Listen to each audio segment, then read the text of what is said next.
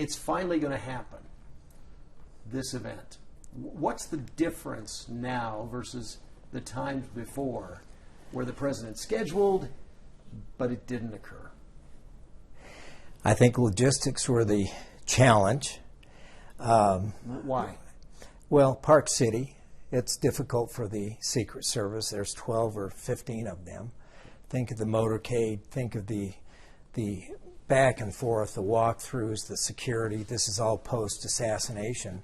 So Secret Service and security is very, very important. I mean, President Trump took a shot to the ear, and one fraction of an inch he'd have been dead. And so they're being very cautious about that and efficient. There's a lot of inefficiency with logistics. And having worked with the group in Park City and Doug and John and my hangar here in Salt Lake City, it seemed like an easy fix where the next president of the United States flies in and we drive him in 300 yards in a golf cart or something, and you know, he's off and going in the motorcade kind of a thing. So it's in your hangar, it's in your private hangar? No, I didn't say that. Okay, that I'm asking.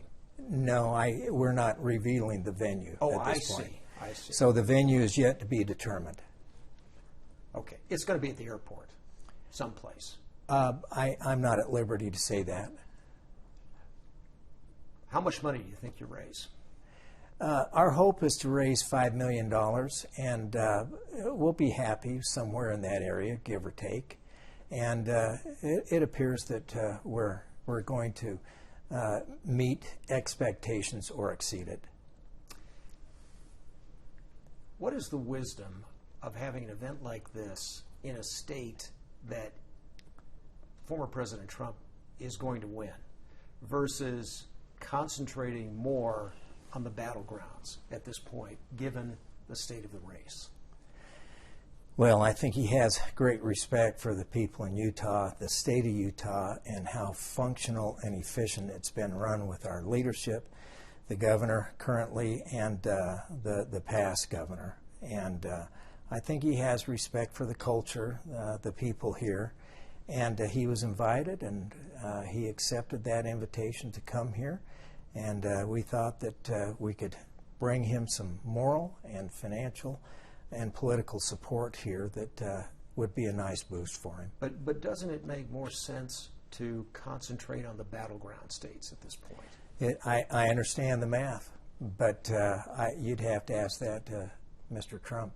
Okay. Since the debate, have any donors pulled back? Yes, there has. But there's been donors that have donated that didn't plan. So I think it's a wash.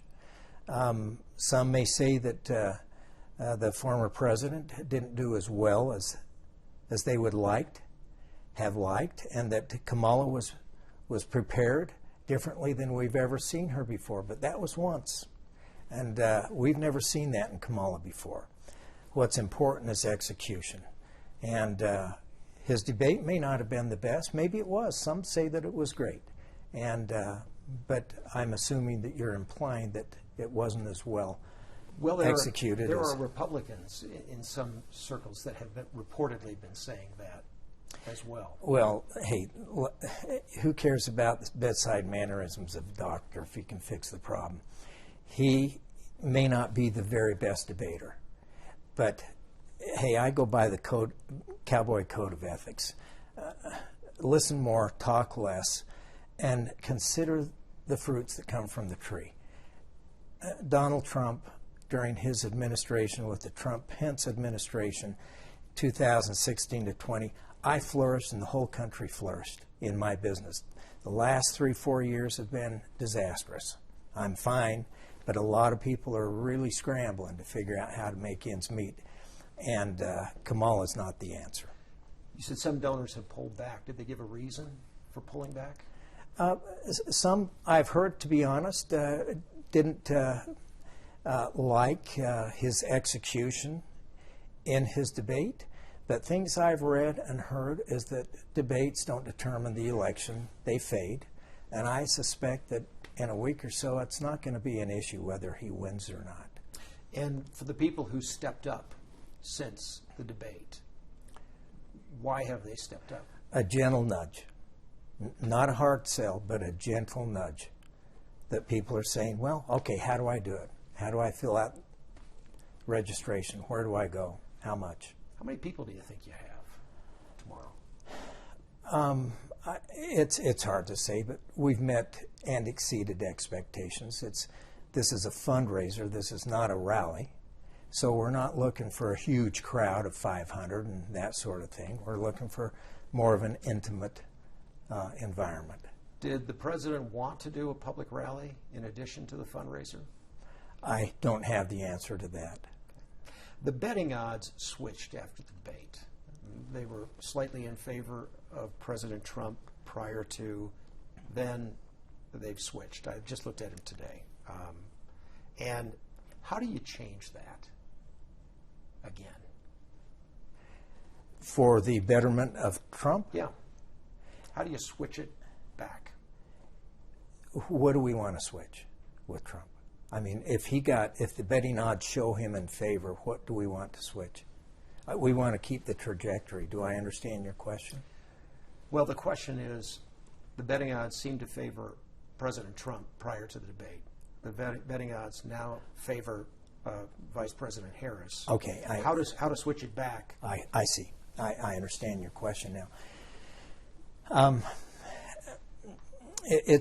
We would ask the president to temper himself and be careful with his choice of words and body language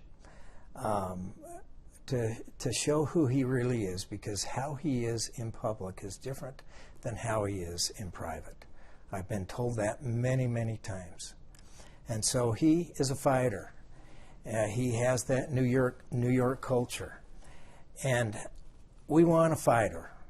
And as we consider all that he's been put through these last few years, true or not, like him or not, I don't know anyone that would be able to withstand and endure all that he has taken. And for that reason and that reason alone, he's got my vote. There are also people who say that the debate was not fair. Do you share that view? I wouldn't know why they said that. Why wouldn't it be fair? Oh, they say that ABC moderators were not fair to both candidates. Yeah. That's what they're saying. I don't know. Frankly, I got to see half of it. I was out of town, and I didn't see the entire debate. You were a supporter of former Vice President Pence at one point, and a vocal supporter and a donor to him. How easy was it for you to make the switch from going from the vice president, the former vice president, who clearly is not any longer a great supporter of President Trump? How easy was it for you to move from Pence to Trump in this election? First of all, Mike and Karen parents are dear friends. We were with them January 5th at the vice president's home in D.C. We've been to their house a few times. They've been to our home. They've been to my Rocky Mountain Economic Summit, the Bronze Buffalo Club in Victor, Idaho. We are very close friends without overstating. I'm concerned what he may think about my support, but the way I look at it, Brian, is it's a binary decision. It's either Harris or it's Trump. Now, pick your poison, pick your weapon, do what you want to do, but do something.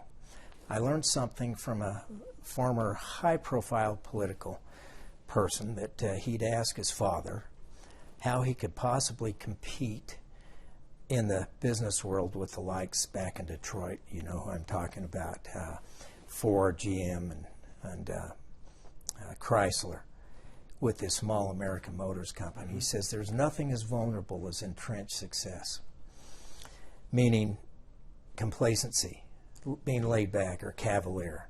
Pretty soon you have a no-name Apple that comes along and steals market share from IBM, and these guys are wondering what the heck happened.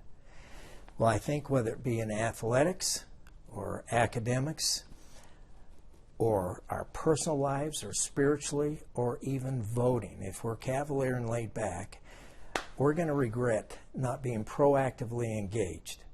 And so we got to make a decision. Go left, go right, but make a decision and get out and vote. How important is it for you that President Trump wins the White House again? Well, it's very important. It's also very important to me that we win the Senate and the House for obvious reasons. But I believe that Trump will assist in stabilizing the economy. I believe that he will help stabilize global issues and peace. I believe that the cost of goods and fuel and everything else will come down. I'm a real estate guy. He's a real estate guy. He's a business guy. I'm a business guy. We need a business person in the White House. Kamala hasn't had any of that experience. And I say experience trumps everything else, no pun intended. There are others who say, well, you know what?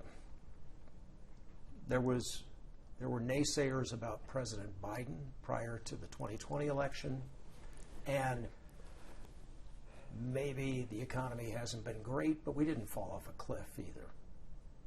What do you say to those folks who might say the same about Kamala Harris today, in that, yeah, all these terrible things would happen if she were elected, but you know what?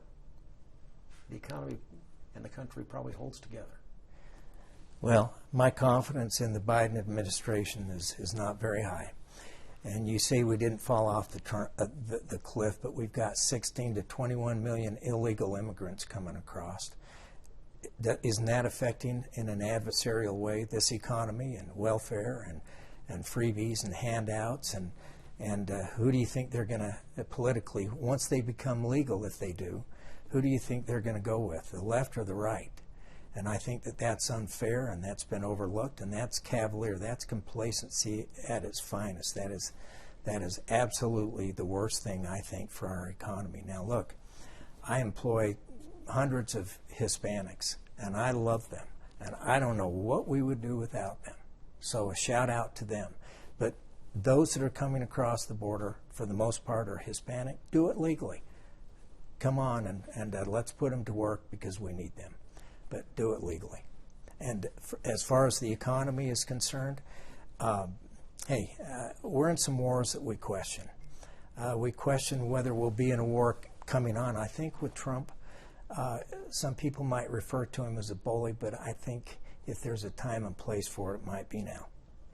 Certainly not complacency with the Biden administration or a Harris administration. How much will you be contributing to the Trump campaign and the Victory Fund with this event? That's private. The top end is $500,000 from what I've seen, right? Yes. Down to now $1,000, is that right? Yes. Okay. And for people who have been on the fence with this, kind of kept their money in their pocket, what do you say to them today? In terms of donors who have not contributed to the campaign? I would say consider this. This sounds a little arrogant. I'm an ROI guy, return on investment. Yeah. No better return than whatever amount you can afford or justify to invest in leaders that don't make much money, that serve us, keep us safe, and provide a style, a quality of life, that they aren't getting paid a fraction of what they could do in the private sector.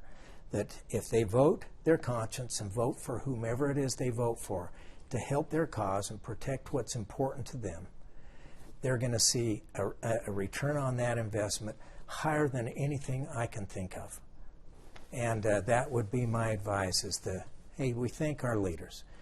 The President of the United States makes $400,000 a year. The governor makes $150,000. Senate, Congress, close to $200,000. Most people make that in a blip. Not them. They are serving, and it is a sacrifice, and I'd say consider it as return on investment.